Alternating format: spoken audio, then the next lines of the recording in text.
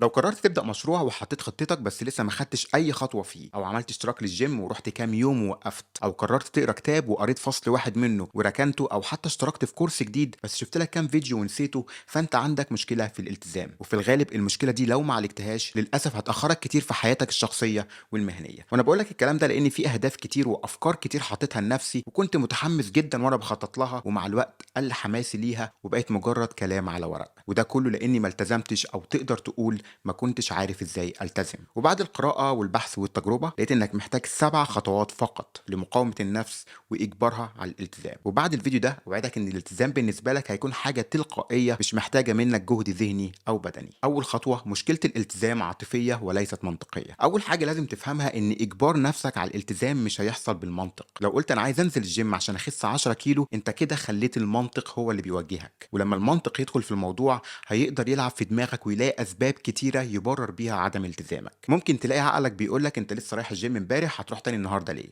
او انت بقالك كام اسبوع بتتمرن وخسيت 2 كيلو بس، مش هتيجي من يوم. او انت حطيت خطه المشروع خلاص، ادي لنفسك كام يوم راحه وبعدين نبقى نفكر في الخطوه الجايه. او المشروع مش هيخلص في يوم وليله، ريح النهارده وبكره نبدا. وطبعا اليوم بيجر اللي بعده وبنقع في المصيده. وللاسف عقلنا بطبيعته ومنذ القدم بيحاول يخزن الطاقه، دايما بيدور على اسباب عشان ما يفكرش كتير، عشان ما يبذلش جهد، عشان يفضل قاعد في الكومفورت زون. عشان كده اول خطوه عشان تقدر تجبر نفسك على الالتزام هي انك تربط التزامك بالشيء بهدف عاطفي وليس منطقي. بدل ما تقول انا عايز انزل الجيم عشان اخس، قول انا عايز انزل الجيم عشان ابقى بني ادم صحي فخور بنفسي وواثق فيها. بدل ما تقول انا عايز اخلص كورس، قول انا عايز ابقى خبير في المجال ده وبحل الثقه للشركات. بدل ما تقول انا عايز اخلص المشروع، قول انا عايز ابقى رائد اعمال ناجح بيحل مشاكل الناس بخدماته. ولو عايز تلاقي الهدف العاطفي من ورا اللي بتعمله، استخدم الاسلوب اللي ابتكره مؤسس تويوتا، الفايف وايز. افضل اسال نفسك ليه 5 مرات. عايز تروح الجيم؟ ليه؟ عشان اخس 10 كيلو.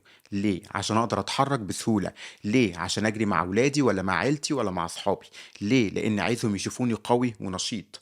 ليه؟ لاني عايز اكون مصدر فخر لنفسي وللي حواليا وابقى مثال يحتذى به. شوف احنا كنا فين وبقينا فين، من عايز اخس 10 كيلو لعايز اكون مصدر فخر ومثال يحتذى به. بالشكل ده التزامك بقى ليه قيمه اكبر ورابط عاطفي يخليك تستمر. تاني خطوه: حط خريطه تقدم مكتوبه. اكتر حاجه بتاثر على التزامك بالشيء وتعرقل استمرارك هو غياب النتائج الفوريه. عشان كده بنقضي ساعات قصاد العاب الفيديو جيم، لانهم بيدوك مكافآت فوريه، بيعرفوك انك بعد ما تخلص المرحله دي هترتقي لمرحله اعلى، وعارف انك بتتطور وبتتنقل من مرحله للتانيه، وده سبب نجاح القطاع ده. لكن مع اهدافنا الشخصيه والمهنيه للاسف التقدم ده مش متشاف ولا ملموس. وعشان نتغلب على الموضوع ده لازم نبني لنفسنا خريطه للتقدم. ممكن الخريطه دي تكون عباره عن تقويم بتحط فيه علامه صح في كل مره تروح الجيم، او ممكن تقسم مشروعك على مراحل صغيره وبعد ما تخلص كل مرحله تحط قدامها علامه صح، او حتى ترسم لودنج بار من اول الفكره لحد التنفيذ، وكل مره تخلص خطوه تلون جزء من البار لحد ما البار بالكامل يكون اخضر. الفكره هنا بقى ان الخريطه دي لازم تكون متشافه قدامك عشان تديك حافز للاستمرار. تالت خطوه: خلي الخطوات اللي بتاخدها او المهام اللي بتعملها في حدود امكانياتك، لكن يكون في تحدي بسيط كل مره. في كتاب اسمه فلو،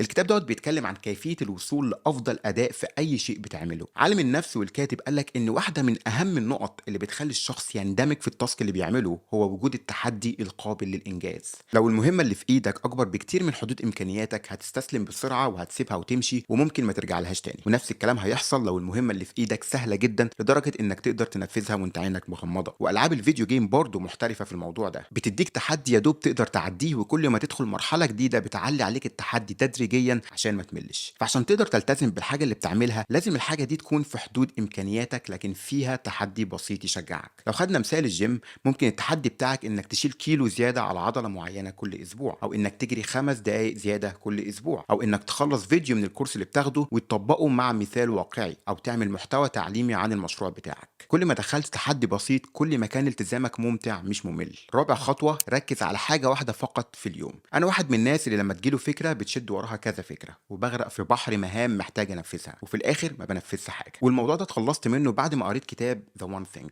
الكتاب ده بيقول لك ان فكره المالتي تاسكينج كدبه.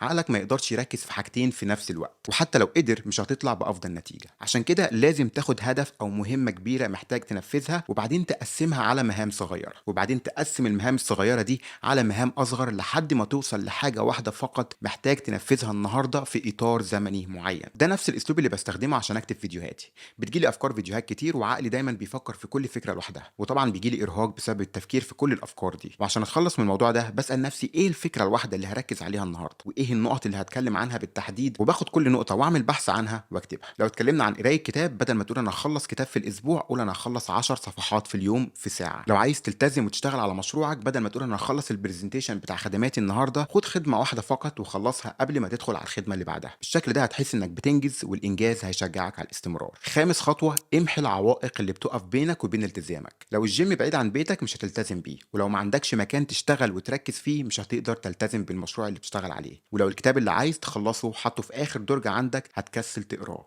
ولو حاطط تليفونك جنبك طول الوقت مش هتعرف تركز في حاجه. لازم تخلي البيئه اللي حواليك مهيئه للالتزام بدون عوائق تمنعك. انا مثلا عشان التزم بالجيم باخد معايا شنطتي وبروح بعد ما اخلص شغل مباشره عشان اتجنب الكسل اللي ممكن يحصل لي لما اروح البيت. ولما اجي اكتب فيديو للمحتوى بتاعي بقفل الموبايل وبقعد في مكتبي عشان اقدر اركز. فلما تحب تشتغل على مشروعك خلي النوت بوك بتاعتك جنبك جاهزه، حدد بالظبط الخطوه اللي عايز تشتغل عليها قبل ما تبدا بيوم، خلي الكمبيوتر بتاعك مشحون، خلي الانترنت شغال عشان تدخل تنفذ مباشره. سادس خطوه، بطل تنتظر التحفيز. محدش هيحفزك عشان تنجح، كل واحد مشغول في قصته، وانت مش هتقدر تحفز نفسك طول الوقت. التحفيز الحقيقي بيحصل لما تقعد وتشتغل، لما تقاوم اللحظات الاولى من التشتت والوسواس وتجبر نفسك على الدخول في المود وتنفيذ الشغل. صفحه اليوتيوب دي خدت مني سنه عشان ابدا فيها، وطول السنه دي كنت بخطط وبفكر فاكر اني بكده هبدا صح، لكن الموضوع اختلف تماما لما قعدت وبدات اكتب واسجل. التحفيز هنا بقى بالنسبه لي نتيجه مش محرك. سابع خطوه، شارك خطتك مع اللي حواليك، ودي ظاهره سلوكيه معروفه باسم public commitment، الالتزام العلني.